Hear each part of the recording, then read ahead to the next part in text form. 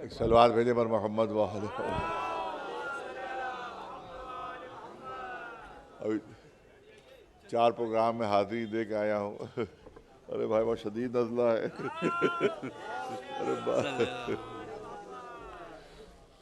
अरे शदीद नज़ला है भाई।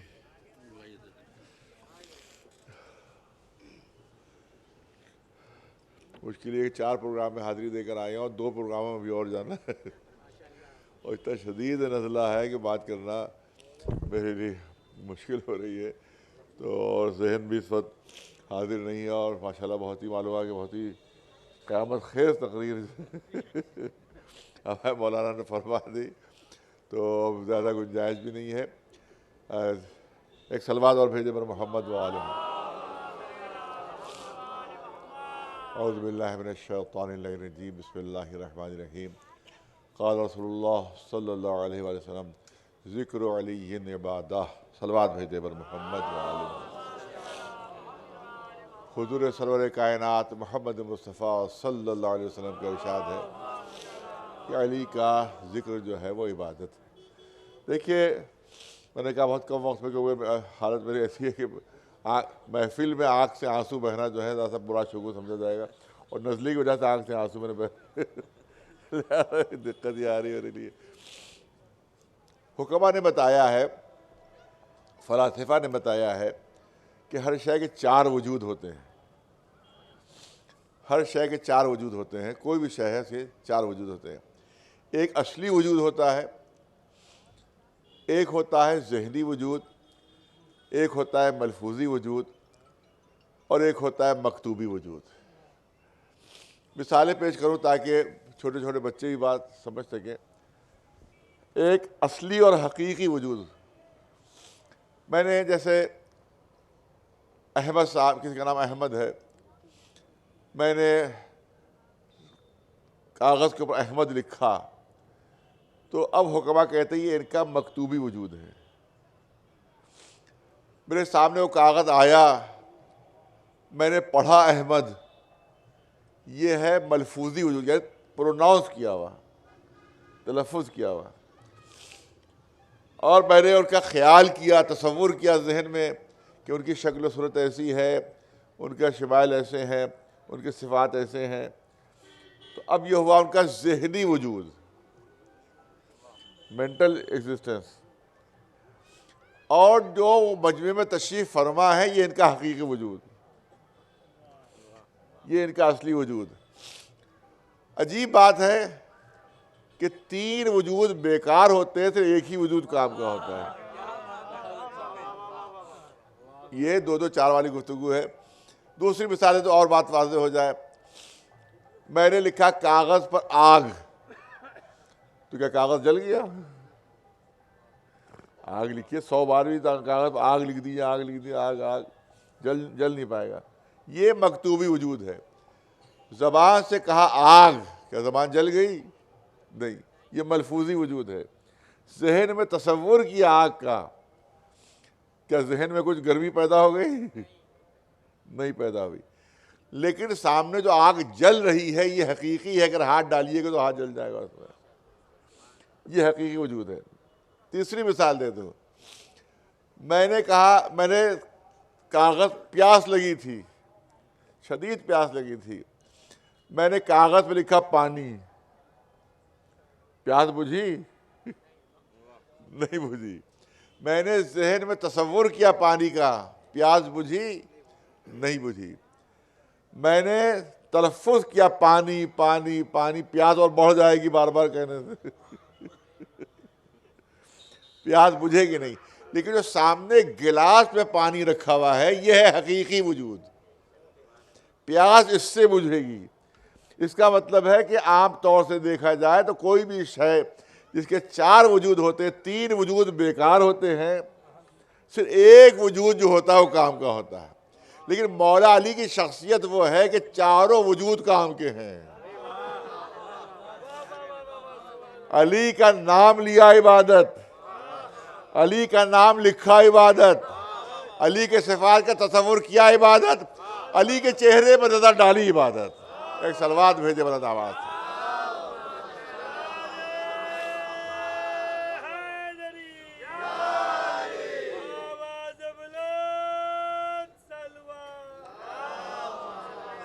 एक रुख पेश करने का मौका है, वह वही पेश करूँगा। पढ़े लिखे हज़रात यहाँ पर तशरीफ़ फरमा है। देखिए, कुछ सिफतें ऐसी होती हैं जो एक दूसरे की ज़िद होती है, जिसको अंग्रेज़ी में कॉन्फ्लिक्टिंग एट्रीब्यूट्स कहा जाता है। कॉन्फ्लिक्टिंग एट्रीब्यूट्स जो एक शख्सियत में पाई नहीं जाती है, जो आदतन नहीं पाई जाती हैं, आमतौर से नहीं पाई जाती हैं। मसलन अगर कोई बहुत बड़ा आलिम है, बहुत तवज्जो रहे, 7-8 मिनट लेना है बस, बहुत बड़ा आलिम है अगर वो, और लिखना पढ़ना उसका काम है, तसनीफ़ और तालीफ उसका काम है, तो अब 25-30 किताबें 50 किताबें उसकी छप चुकी हैं और तो शोहरा है उसके इल्म का। ये क्या है, दुश्मन ने हमला कर दिया, दुश्मन ने हमला किया। लोग उस आलिम दीन के पास तलवार लेकर पहुंचे कि जनाब कलम तो आप 25 साल से चला रहे हैं, 50 साल से चला रहे हैं, अब कलम चलाने का वक्त नहीं, अब तलवार चलाने का वक्त है, चलिए मैदान में। वो बेचारा आलिम दीन जिसके हाथ कलम पकड़ने के आदि घबरा कर कहेगा, अरे भाई अब इन हाथों में तलवार नहीं समझ सकती, मेरा काम लिखना पढ़ना है, ये तो किसी बहादुर सिपाही के पास ले जाओ, वो मैदान जंग में जाएगा। इसका मतलब है कि अगर इल्म के मैदान में कदम हटे बढ़े तो बहादुरी के मैदान में कदम पीछे हटे। अगर इल्म में आगे बढ़ गया तो बहादुरी और शजाअत के मैदान में कदम उसके पीछे हट जाते हैं, फिर वो उतना बड़ा बहादुर और शुजा नहीं रहता। इसी तरह से अगर बहादुर और शुजा है तो इल्म के मैदान में उसके कदम नहीं मिलेंगे। अब मैं फिर मिसाल पेश करूँ, कभी कभी ऐसा मौका आता है कि किसी भी आलिम से, किसी मौलवी से, किसी से किसी प्रोग्राम का वादा हुआ कि आपको उस प्रोग्राम में तशरीफ़ लाना है, और पूरा मजमा जमा है कि साहब वो आलिम दीन आने वाले हैं। इन्हीं ने गाड़ी भेज दी, एक साहब को लेके जाइए, मौलाना को बुला लाइए, उन आलिम को बुला लाइए, कह दी मजमा तैयार है और आपका इंतज़ार बस हो रहा है। अब ये होते इत्तेफाक़ात ऐसे हो जाते हैं। अब जैसे वो लेने वो साहब पहुँचे घर पर तो अंदर से आवाज़ आई कि साहब वो तो उनकी शदीद बुखार है, उन्हें और शदीद खांसी और नज़ला, जिस वक्त मुझे खांसी और नज़ला हो रहा है इस वक्त, उसी तरह से शदीद खांसी और नज़ला है और वो तो नहीं आ सकते, माजरत, क्योंकि हालत उनकी नहीं है कि वो जाकर तकरीर कर सकें। अब जो गाड़ी खाली आई तो मेज़बान दरवाजे पर मुंतज़िर थे कि मौलाना आ रहे हैं, उनके तो हाथों के तोते उड़ गए। गाड़ी खाली आई, मौलाना गायब, आई नहीं। अब क्या करें? ज़ाहिर है कि अब इतनी जल्दी किसी और मौलाना से वादा लेना, पूरा मजमा जमा है, इंतज़ार हो रहा है, किसी से और वादा लेना, किसी और घर पर जाना मुमकिन ही नहीं था।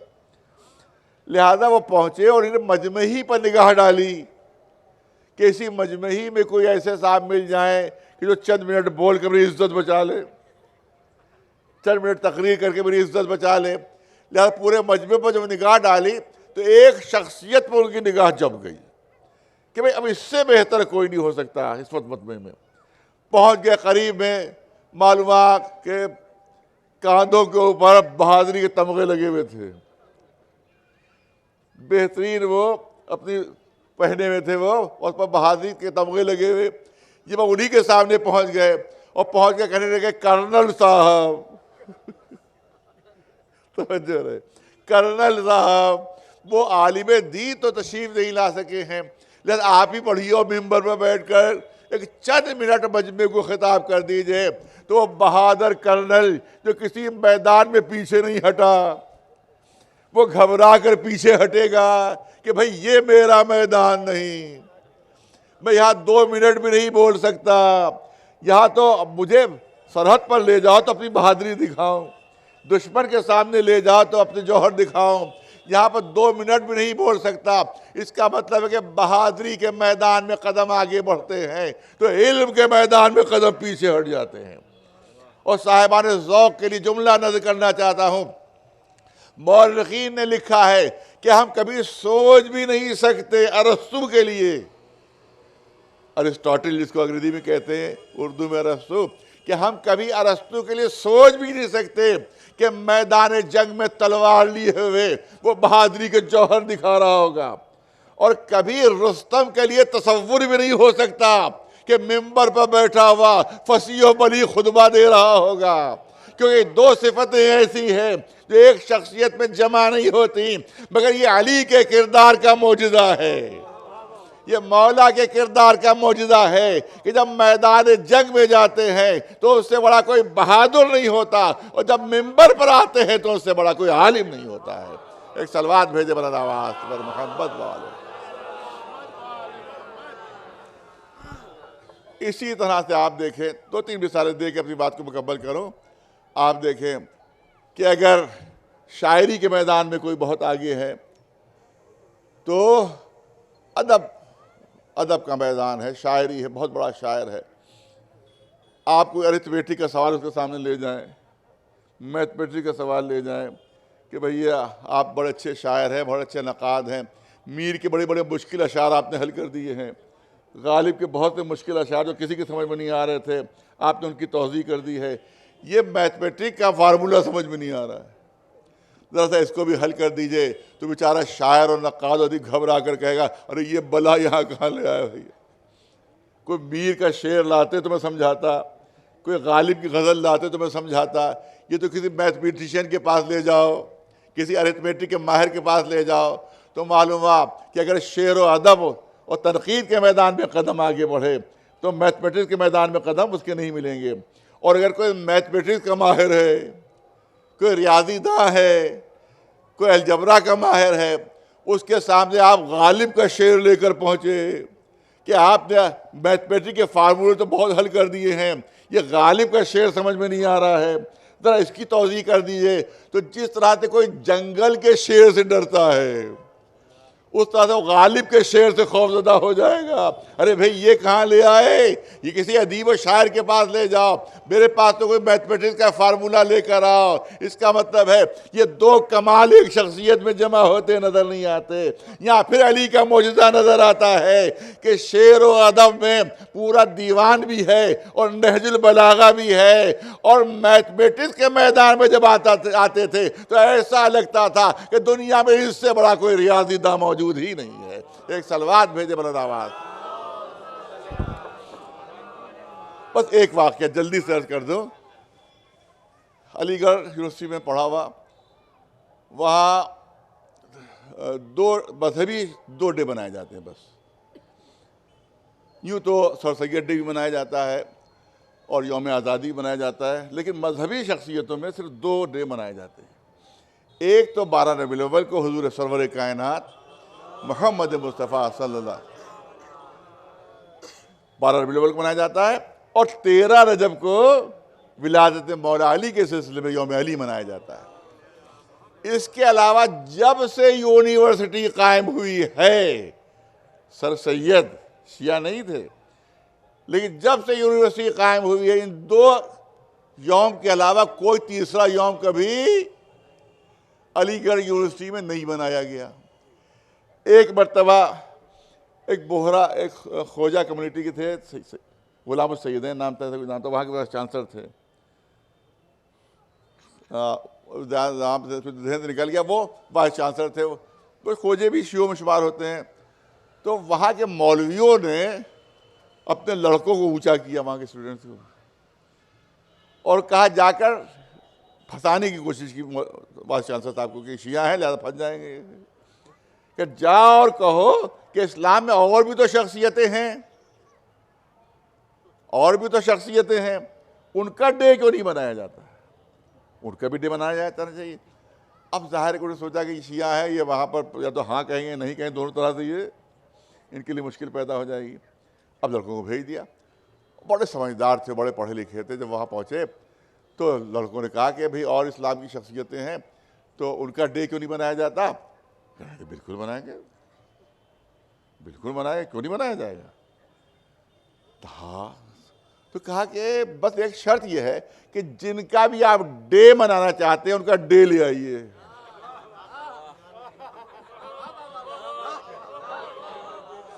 अरे तवज्जो, हकीकी किस्सा बयान कर रहा हूँ, बुजुर्गों को सुना हुआ किस्सा अलीगढ़ का। डे ले आइए।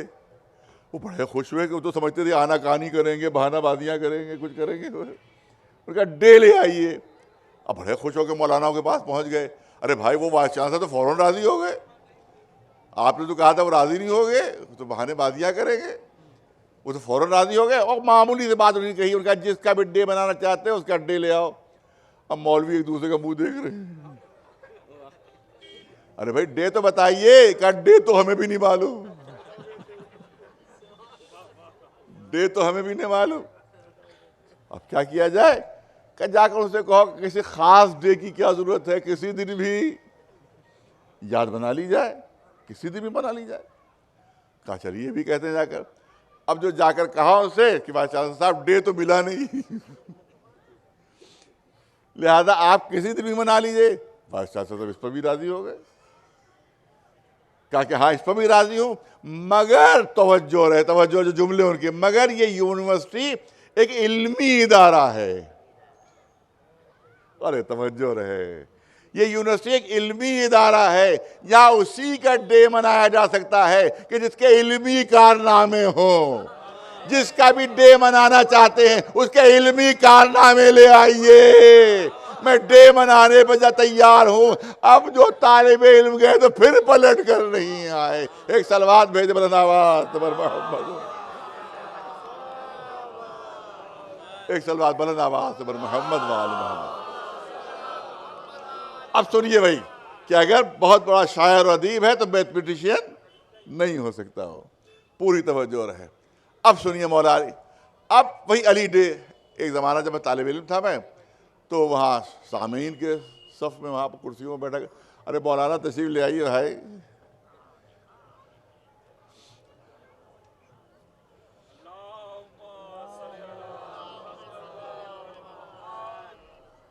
आप तो इंतजार करते कि बुलाया जाए तो आए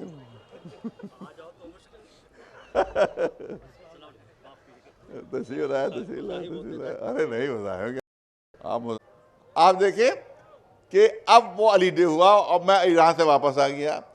तो पहले तो स्टूडेंट की हैसियत से था, अब मुझे क्योंकि अमामा था सर पर, लिहाजा मुझे चीफ गेस्ट की हैसियत से बुला लिया गया। सदर जलसा थे प्रोफेसर मोहम्मद शफी। मेरे पास सीडी महफूज है पूरी, जिसमें पूरा वो अली डे है। आज से तकरीबन 14-15 साल पहले की बात है। सदर जलसा थे प्रोफेसर मोहम्मद शफी, उन्हीं ने अपनी तकरीर शुरू की। वाइस चांसलर अलीगढ़ मुस्लिम यूनिवर्सिटी प्रोफेसर मोहम्मद शफी, बहुत तवज्जो रहे बच्चे जवान सुने। वाइस चांसलर अलीगढ़ मुस्लिम यूनिवर्सिटी प्रोफेसर मोहम्मद शफी, उन्हीं ने अपनी तकरीर शुरू की और तकरीर में वाक़या बयान किया। अब उन्हीं के जुमलों को मैं पेश करूंगा आपके सामने, उनके जुमले, मेरा कोई जुमला इसमें नहीं है। कहने लगे कि मैं वाइस चांसलर और मैथमेटिक्स डिपार्टमेंट में प्रोफेसरशिप का इंटरव्यू था। मैथमेटिक्स में प्रोफेसरशिप का इंटरव्यू, बड़े बड़े कोई पीएचडी था, कोई डीलिट था, कोई सब कैंडिडेट आ रहे थे। कहले एक कैंडिडेट आया जो मैथमेटिक्स में पीएचडी। जब वो सामने मेरे आया तो मैंने कहा कि एक छोटे से सवाल का अगर जवाब तुम दे दो तो ये प्रोफेसरशिप का ओहदा तुम्हारा, और अगर मैं लिख दूंगा चांसलर की हैसियत से भी कोई काट नहीं सकता है। अब ये बड़ा खुश हुआ, ये जो पीएचडी का कैंडिडेट था। अरे साहब मैं तो समझा था घंटा भर तक इंटरव्यू होगा और कितने सवालात होंगे, ये तो कह रहे एक सवाल का जवाब दो और प्रोफेसरशिप तुम्हारी। क्या वाइस चांसलर साहब जल्दी पूछिए, जल्दी पूछिए। कहा सुनो, हज़रत अली का ज़माना है और एक मुसाफिर अपने साथ साथ दूसरे मुसाफिर को लेकर चला। एक मुसाफिर के पास 5 रोटियां थीं और एक के पास 3 रोटियां थीं। ये बड़ा खुश हुआ कि भाई प्रोफेसरशिप का इंटरव्यू और प्राइमरी रेलवे का सवाल। अरे बच्चों को जो पढ़ाया जाता है हिसाब किताब यही तो 5 चोड़ियाँ और 10 दरख्त।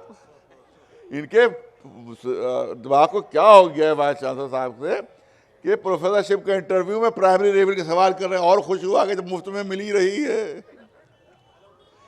तो क्यों ना मिल जाए। कहा जल्दी पूछिए।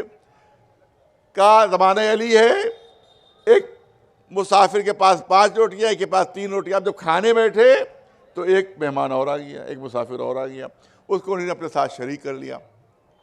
साथ मिलकर खाना खाया सबने। वो 5 एक के पास थी, 3 एक के पास थी। जब वो खाना खाकर मुसाफिर दूसरा जो आया, तीसरा जो आया था, जाने लगा तो उसने कहा मैं मुफ्त खोरा नहीं हूं, मैं पैसे दूंगा। लिहाजा उसने 8 दिरहम दिए कि ये 8 दिरहम जो मैंने खाना खाया है ये 8 दिरहम उसके हैं। जिसके पास 5 रोटियां थी उसने 5 दिरहम रखे अपने पास, तो उसके पास 3 रोटियां थी उसको 3 दिरहम दिए। और वो 3 वाला 5 वाले से लड़ने लगा और कहा साहब बराबर की हिस्सेदारी होना चाहिए, 4-4 दिरहम बांटो, तुम तो नाइंसाफी करो, 5 खुद ले रहे हो, 2-3 मुझे दे रहे हो। अब झगड़ा इतना बढ़ा कि मौला अली के पास पहुंच गया। मौला अली के पास पहुंच गया और उसके बाद उसने जिसके 3 रोटियां जिसकी थी उसने कहा देखिए मेरे साथ नाइंसाफी कर रहा है, उसने 8 दिरहम दिए थे, आधे आधे होना चाहिए, और ये मुझे 3 दे रहा, खुद 5 रख रहा है। मौला ने फरमाया ये अपनी मर्जी से तुझे 3 दे रहा है, रख ले। अरे तवज्जो रहे तवज्जो। उसने कहा नहीं मौला मुझे तो इंसाफ चाहिए। कहा फिर कह रहा हूं ये अपनी मर्जी से तुझे 3 दे रहा है, रख ले। कहा नहीं इंसाफ चाहिए। कहा अगर इंसाफ चाहिए तो याद रख कि जिसकी 5 रोटियां हैं उसके 7 दिरहम हुए, तेरी 3 रोटियां हैं तेरा 1 दिरहम हुआ।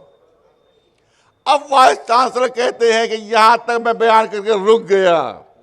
उस मैथमेटिक्स की पीएचडी से पूछा कि अगर तुम मुझे बता दो कि हजरत अली ने 1400 साल पहले जिसकी 5 रोटियां थी उसको 7 दिरहम क्यों दिए और जिसकी 3 रोटियां थी उसको 1 दिरहम क्यों दिया? ये प्रोफेसरशिप तुम्हारी। अब वाइस चांसलर साहब अपनी तकरीर में कह रहे हैं आधे घंटे तक वो मैथमेटिक्स का पीएचडी सोचता रहा और आखिर में कहा कि वाइस चांसलर साहब मैथमेटिक्स का हर फार्मूला, अरिथमेटिक का हर फार्मूला, अलजबरा का हर फार्मूला मैंने आजमा लिया मगर मेरी तो समझ में नहीं आ रहा है। मैं तो नहीं हल कर पा रहा हूं कि हजरत अली ने 1400 साल पहले जिसकी 5 रोटियां थी उसको 7 दिरहम क्यों दिए, जिसकी 3 रोटियां थी उसको 1 दिरहम क्यों दिया? वाइस चांसलर साहब मैं नहीं हल कर पा रहा हूं, आप जवाब खुद बता दीजिए। अब वाइस चांसलर साहब तकरीर में कह रहे हैं, हजारों के मजमे में तकरीर में कह रहे हैं कि मैंने उससे कहा कि अगर हजरत अली ने खुद न बताया होता तो मैं भी नहीं समझ सकता था।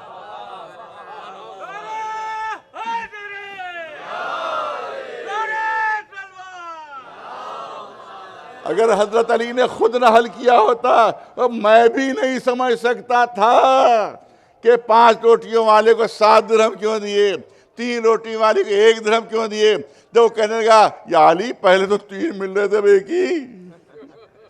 कहा सुन सुन तेरी 3 रोटियां थी, तेरे साथी की 5 रोटियां थी, तो कुल कितनी हुई? 8 रोटियां हुई, टोटल 8 रोटियां हुई। 3 आदमियों ने बराबर से खाया, पूरी तवज्जो रहे, 3 आदमियों ने बराबर से खाया तो हर रोटी के 3 टुकड़े हुए। 8 रोटियां थी, हर रोटी के 3 टुकड़े हुए, हर रोटी के 3 टुकड़े हुए। तेरी 3 रोटियां थी, तेरी हर रोटी के 3 टुकड़े हुए तो 3 तिहाई 9, तेरी 3 रोटियों के 9 टुकड़े हुए और उसकी रोटियां 5 थी, हर रोटी के 3 टुकड़े तो 5 तिहाई 15, उसके 7 रोटियों उसके 5 रोटियों के 15 टुकड़े हुए और 15 और 9 हुए 24। इसका मतलब है टोटल टुकड़े 24 हुए, टोटल टुकड़े 24 हुए और तीनों ने बराबर से खाया। इसका मतलब हर एक के हिस्से में 8 टुकड़े आए, हर एक के हिस्से में 8 टुकड़े आए। तेरी 3 रोटियों के 9 टुकड़े हुए थे, 8 तो तू खुद खा गया, एक तूने मेहमान को खिलाया और उसकी 5 रोटियों के 15 टुकड़े थे, 8 उसने खाए, 7 मेहमान को खिलाए। 7 दिरहम इसके होंगे, 1 दिरहम तेरा होगा। एक सलवात भेज दे मोहम्मद।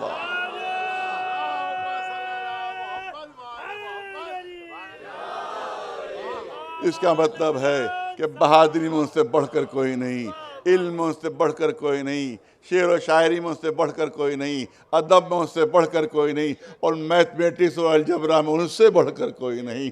जिस इल्म में देखोगे अली को मेराज कमाल पर देखोगे। सलवात भेजे पर मोहम्मद वाले। बस इससे ज़्यादा मेरे लिए मुश्किल है क्योंकि अभी 2 प्रोग्राम और हैं, अभी मौलाना कई हज़ार बाकी भी हैं और वो भी सोच रहे हैं कि जल्दी से ख़त्म हो तो वो शुरू करें। लिहाजा तमाम मुंतज़मीन जो हैं उनके लिए हमारी दुआ है कि पालने वाले बतफ़ैल मोहम्मद व आल मोहम्मद अलैहिस्सलाम उनको दीनी और दुनियावी दोनों तरक्कियाँ हासिल हों, उनकी तौफ़ीक़ात में इजाफ़ा हो। पालने वाले जितने भी हाज़रीन बज़्म हैं उनकी जो जायज़ दिली तमन्ना है पालने वाले उनको पूरा फरमा दे। पालने वाले दुनिया में अमन व अमान कायम हो। पालने वाले दुनिया से दहशत गर्दी नीस्त नाबूद हो जाए। जो लोग दहशत गर्दी की सरपरस्ती कर रहे हैं पालने वाले उनकी इस्लाह फरमा। अल्लाह के इस्लाह नहीं है तो दुनिया भी उनको सदा दे और आखिरत में भी उनको सदा दे। परचम इस्लाम सरन बुलंद रहे, परचम कुफ्र निकाब सरनफू रहे। हक़ मोहम्मद व आले मोहम्मद सलवात वर मोहम्मद व आले मोहम्मद।